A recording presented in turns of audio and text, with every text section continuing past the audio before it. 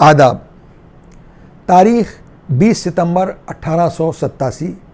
मकाम यानी जगह सुल्तान खाना यानी नवाब वाजिद अली शाह बहादुर का जो मिनी लखनऊ था कलकत्ते में मटिया बुर्ज में, उसमें उनका एक ख़ास महल। रात का करीब 9:30 बजा है। बादशाह करीब इस जगह से आधे मील के फासले पर वाक़ सिप्तानाबाद के इमाम बाड़े से मजलिस में शिरकत करके, क्योंकि वो दूसरी मुहर्रम की तारीख़ थी, अपने महल में वापस आए। महल में आते ही ग्राउंड फ्लोर पर जो उनका कमरा था उसमें आप बैठे और कुछ बेचैनी महसूस की, कुछ मुज़महिल थे, कुछ थके थके से लग रहे थे। पास में बैठे हुए किसी ने तजवीज़ की कि क्यों ना हकीम अब्दुल रहीम को बुला लिया जाए, हकीम अब्दुल अली को बुला लिया जाए। हकीम अब्दुल अली फ़ौरन हाज़िर हो गए बादशाह के हुजूर में और उन्होंने एक चटनी बना के बादशाह के सामने पेश की और कहा कि हुजूर इसे नौश फरमाइए, इससे आप आराम महसूस करेंगे। और हुआ भी कुछ ऐसे ही। जैसे ही बादशाह ने उस चटनी को खाया, चंद लम्हों में राहत महसूस की और जो उनका एक दीवान नुमा काउच था उस पर आराम से बैठ गए। और ये इस दवा को पेश करने के बाद हकीम अब्दुल अली जो थे उन्होंने इजाज़त चाहिए और वो वहाँ से रवाना हो गए। हकीम अब्दुल अली की रवानगी के बाद उस कमरे में वाजिद अली शाह के अलावा सिर्फ 2 लोग और थे। एक उनके ख़ास दरबारी थे जिनको रात में कुछ सूझता नहीं था, उनको दिखाई नहीं देता था रात में, तो वो कुछ देख नहीं पा रहे थे क्या हो रहा है, क्या मंजर है उस कमरे का। और एक था उनका ख़ास चिलम्बरदार जिसका नाम था फ़तेह मकानदार। फ़तेह मकानदार को वाजिद अली शाह ने तलब किया और कहा कि हुक्का तैयार करो। वो उस कमरे से बाहर गया और जाके हुक्का तैयार करने लगा। जब वो हुक्का तैयार करके आया तो देखा कि लंगड़े मुंशी, जिनको लंगड़ा मुंशी कहते थे, मुनसरमुद्दौला, जो वाजिद अली शाह के महलों का काम देखते थे, पूरे इंचार्ज थे, मैनेजर थे और प्राइम मिनिस्टर की हैसियत रखते थे, चीफ मिनिस्टर की हैसियत। मुनसरमुद्दौला अपने हाथ में एक चटनी लिए हुए आए हैं और कहा कि हुजूर आप इसको भी नौश फरमाएं, इसको भी खा लें। तो बादशाह ने फरमाया कि अभी हमें हकीम अब्दुल अली ने एक चटनी दी, उससे हमें आराम हुआ है, अब इसकी ज़रूरत नहीं है। लेकिन मुनसरमुद्दौला लंगड़े मुंशी ने इंसिस्ट किया कि आप इसको ज़रूर खाएं। तो जब बादशाह ने जैसे ही उस चटनी को खाया, बस उसके बाद उनकी कुछ सांस उखड़ने लगी और उनको अजीब कैफियत तारी हुई और वो बिल्कुल कुछ न बोल पा रहे थे। बहुत आहिस्ता आहिस्ता उन्होंने ये कहने की कोशिश की कि मुझे कलम और कागज़ ला के दो, मैं कुछ लिखना चाहता हूँ। और बार बार ये कह रहे थे। ये जो लंगड़ा मुंशी था ये पास मौजूद था, लेकिन इसने बिल्कुल उनको ना कलम दिया ना कागज़ दिया, बल्कि उनसे जानना चाहा कि आप क्या लिखना चाह रहे हैं। तो लोग जो ये जो हुक्का बरदार था उसने कहा कि मैंने ये सुना कि बादशाह ये कहना चाहते थे कि मैं अपने उन लोगों के लिए कुछ वसीयत लिखना चाहता हूँ जो उनके हाली मवाली, जो लखनऊ से उनका स्टाफ उनके साथ गया था, 5000 के करीब लोग थे, कि मेरे बाद उनको 5 रुपये महीने का वसीक़ा दिया जाए। लेकिन बादशाह की सांख उखड़ती रही, लेकिन इस लंगड़े मुंशी ने, मुनसरमुद्दौला ने बादशाह को कलम और कागज़ नहीं दिया, ना कोई उनको पानी पिलाया, ना इस तरह के कुछ बातें की कि जिससे उनकी तबीयत कुछ संभले।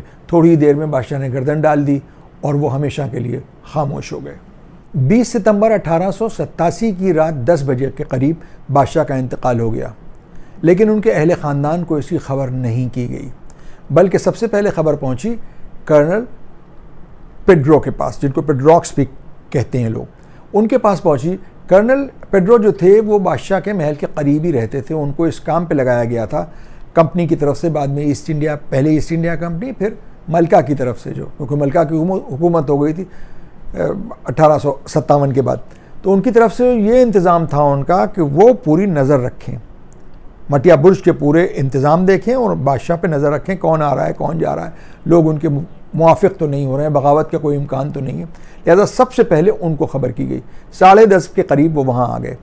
रात गुजर गई, लेकिन बादशाह के अहले ख़ानदान को इस बात की खबर नहीं थी कि वाजिद अली शाह जो हैं वो हमेशा के लिए सिधार चुके हैं।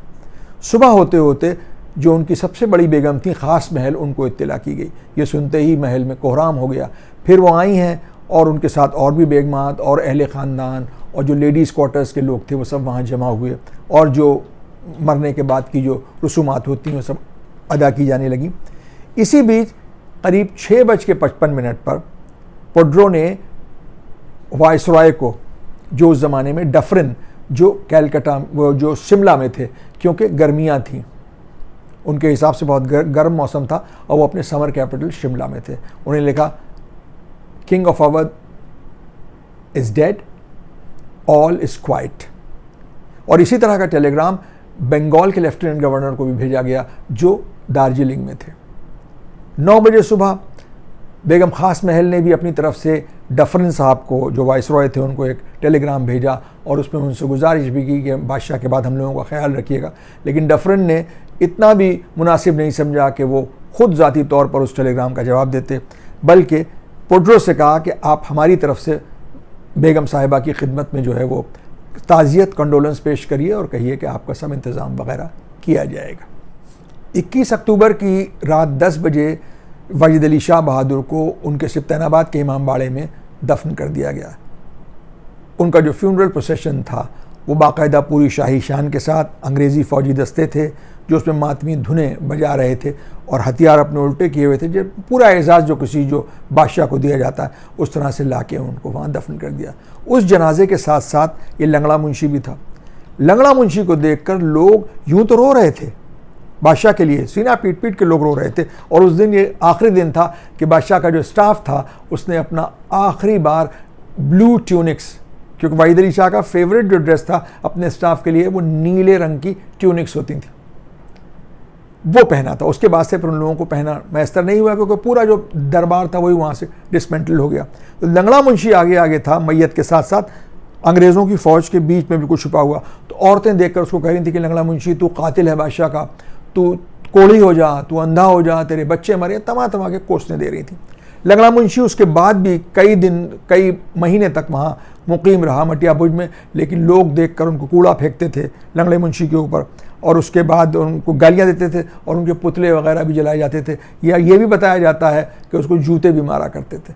अब बात यह है, पूरा किस्सा हमने इसलिए बयान किया कि आखिर लंगड़े मुंशी का वाहिद अली शाह के मौत से लेना देना क्या था। ये साबित इस बात से ये होता है कि लंगड़े मुंशी ने बादशाह को जहर दिया था, जबकि अंग्रेज़ों ने जो स्टेट्समैन की खबर थी 1887 के 21 सितंबर को उसमें छपी थी, थोड़ी सी खबर थी, लेकिन cause of death Wahid Ali Shah का कहीं नहीं बयान किया गया। ये कहीं बताया नहीं गया कि उनकी डेथ हुई कैसे, नेचुरल कॉजेज़ कहा गया। तो लंगड़े मुंशी ने जहर दिया था और इस बात का अंदेशा जो जताया गया था उस वक्त भी कि ये कर्नल पोड्रो की पूरी साजिश के साथ हुआ था। सुल्तान आलम नवाब वाजिद अली शाह के इंतकाल के बाद उनका पूरा महल, जो पूरा सेटअप था, उनका पूरा दरबार था, उनकी बेगमात थी, उन सबको डिसमेंटल कर दिया गया, सबको वहाँ से हटा दिया गया, सब अंग्रेज़ों ने अपने कब्ज़े में लिया, चीज़ें नीलाम कर दी गईं। लेकिन उनके 21 बेटे और 23 बेटियाँ या 26 बेटियाँ थीं, उन सबको वसीक़ा दिया गया 500 रुपये महीने का। और इसी तरह इस लंगड़े मुंशी को जो मुनसरमुद्दौला था उसको भी 500 रुपये का वसीक़ा दिया गया, जो पेंशन थी उसकी। अब सवाल ये उठता है कि आखिर जो शहजादों को पेंशन मिली थी उसी मेयार की पेंशन इस लंगड़े मुंशी को क्यों दी गई। ये बात साबित करती है कि लंगड़े मुंशी ने कोई ख़ास अंग्रेज़ों का काम किया था जिसके एवज़ ताहयात उसको ये पेंशन मिलती रही और उसकी औलाद को भी ये पेंशन मिलती रही, आज़ादी के कुछ पहले तक। लोगों का कहना ये है, मटिया बुर्ज के रहने वालों का कहते हैं कि वाहिद अली शाह बहादुर कि जब मैयत को नहलाया जा रहा था, गुस्ल दिया जा रहा था, तो लोगों ने देखा कि वो पूरी जान से ऊदे हो गए थे, यानी नाखून तक उनके ऊदे हो गए थे। तो बिल्कुल जाहिर था कि उनको जहर दिया गया है, उनको पॉइज़न किया गया है। लेकिन लोगों का अंदाज़ा है कि उनके जो बेटे थे, कमर कद्र शायद सबसे बड़े बेटे थे, उन्होंने इस बात की ख्वाहिश नहीं जाहिर की कि इसको ज़्यादा कुछ उसमें कुछ तहक़ीक़ की जाए, कुछ ज़्यादा इन्वेस्टिगेट किया जाए, क्योंकि उन्हें अंदेशा था कि मैयत की बेहुरमती होगी, बेइज्जती होगी अगर उसका पोस्टमार्टम किया जाएगा। शिया मुसलमानों में ये तरीक़ा है कि मरने के बाद जो 40वें की रस्म होती है, यानी जो एक फ़ाइनल सेरेमनी होती है, उसमें क़त तारीख़ कही जाती है। यानी हम मिडिल क्लास लोगों में भी ये तरीक़ा होता है, हमारे वालिद का इंतकाल हुआ तो क़त तारीख़ कही गई, कोई शायर होता है जो उनके बारे में कुछ नज़्म कहता है। वाहिद अली शाह के लिए भी क़त तारीख़ कही गई थी, लेकिन हैरत की बात यह है कि सिप्तैनाबाद के इमाम बाड़े में उस हॉल में कहीं उसको लटकाया नहीं गया, बल्कि कहीं वो फ्रेम करके लगाया नहीं गया क़त तारीख़। फ़ारसी और उर्दू में कई क़त तारीख़ हैं, लेकिन ये बरसों बरस बाद 90 की दिहाई में या 80 की दिहाई में उनके ग्रेट ग्रैंडसन प्रिंस अंजुम कदर ने जब वहाँ जो पुराने जो दस्तावेज़ थे उनको जब छाना तो उसमें उनको वो क़त तारीख़ मिली थी, जो हम आपको आगे पढ़ के भी सुनाएंगे। यूँ तो सुल्तान आलम के 40वें में बहुत सी क़त तारीख़ कही गई थी, उनमें से ज़्यादातर फ़ारसी में थी। उसमें की एक क़त तारीख़ को उनके परपोते प्रिंस अंजुम कदर साहब मरहूम ने अपने एक आर्टिकल में कोट किया था, जो उर्दू में उसका तर्जुमा था। उसके 2 शेर हम आपको सुना रहे हैं। खा रही थी इस असीरी में भी जिसकी ज़िंदगी, खा रही थी इस असीरी में भी जिसकी ज़िंदगी जहर उसे दिलवाया, मौका पा के मटिया बुर्ज में। लंगड़े मुंशी ने सिपाहरे मंजिलत पर की जफ़ा, लंगड़े मुंशी ने सिपाहे मंजिलत पर की जफ़ा, रोज़ व शब उनका नमक खा खा के मटिया बुर्ज में। इस बात से ये साबित है, और भी जो क़त तारीख़ होंगी उनमें इस बात का जहर देना वाहिद अली शाह को जो है इन क़त तारीख़ से जो है वो साबित होता है। दूसरी बात जो थी वो ये थी कि जो अवध पेंशन पेपर्स हैं, जो एक पूरा तारीख़ी पूरा एक मजमुआ है उन चीज़ों का कि कैसे कैसे अवध का जो वहाँ का जो महल था उसको कैसे डिसमेंटल किया गया, किसको क्या मिला, उसमें पूरी इस बात की एक ख़त है कर्नल पेड्रो का जो गवर्नर जनरल के नाम है।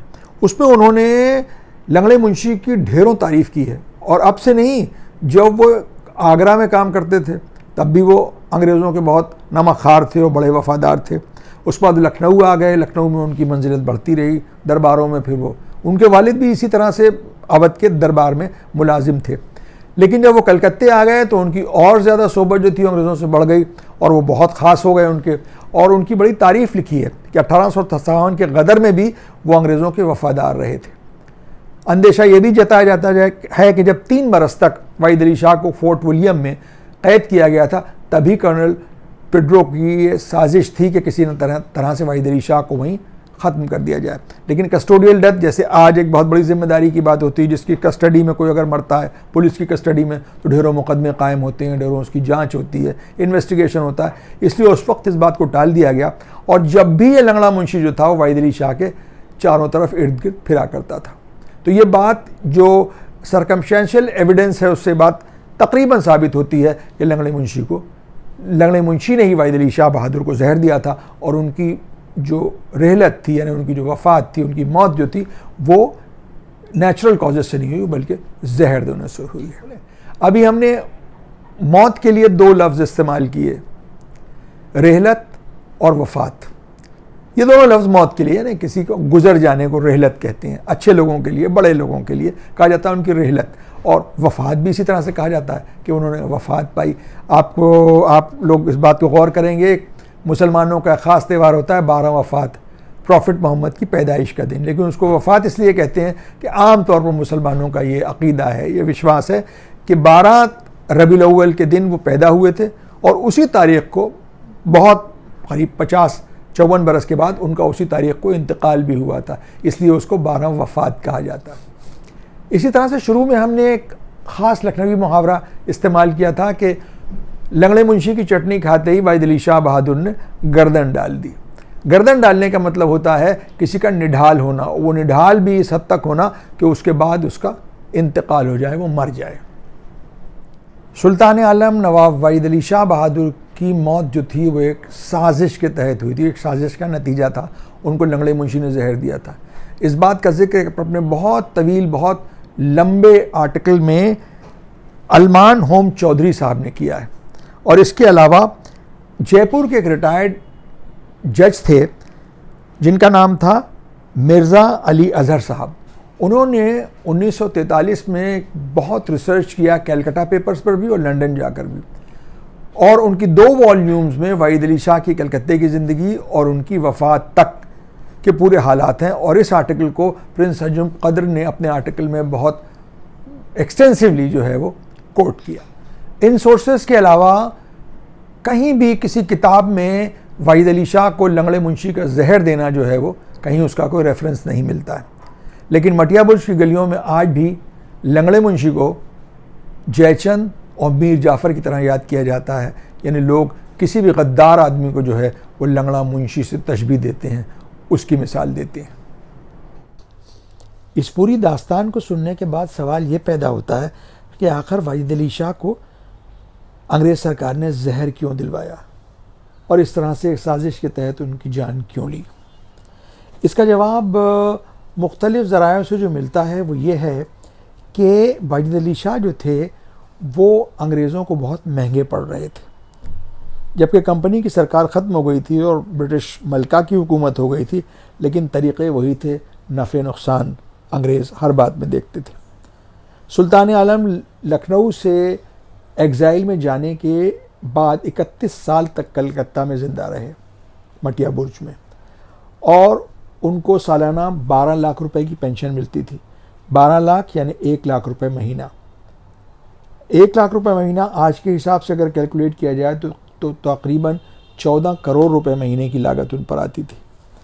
सुल्तान आलम का ख्याल ये था और वो हमेशा इस बात की शिकायत करते थे कि हमारी अवध जो सूबा है, जो स्टेट है, उससे सरकार को 4 करोड़ रुपए सालाना रेवेन्यू मिलता है, लेकिन हमको सिर्फ 12 लाख रुपए दिए जाते हैं।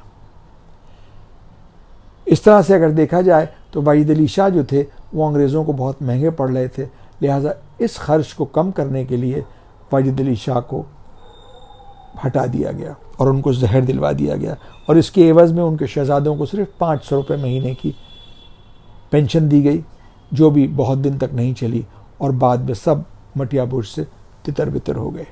इसी के साथ आज के एपिसोड को ख़त्म करने की इजाज़त चाहते हैं।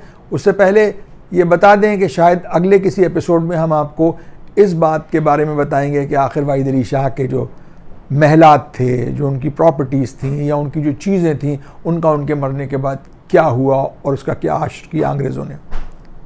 खैर, अब ये तो किसी अगले एपिसोड में बात होगी। तब तक अगली मरतबा आपसे फिर मुलाकात होगी, लेकिन इजाज़त लेने से पहले वही गुजारिश कि आप हजरात अपने इस चैनल कल्चर बाज़ार को देखते रहें कि आपका अपना चैनल है, और अपने दोस्तों से भी इसको सब्सक्राइब कराएं और बेहतर होगा कि आप इसको यूट्यूब पर देखा करें। आपके कमेंट्स का हमको बहुत बेसब्री से इंतज़ार रहता है और आप लोग बहुत फ़राग दिली से अपने कमेंट्स हमको भेजते हैं, उसको पाकर हमें बहुत खुशी होती है। अगली बार आपसे फिर मुलाकात होगी, तब तक के लिए इजाज़त। खुदा हाफिज़। आदाब।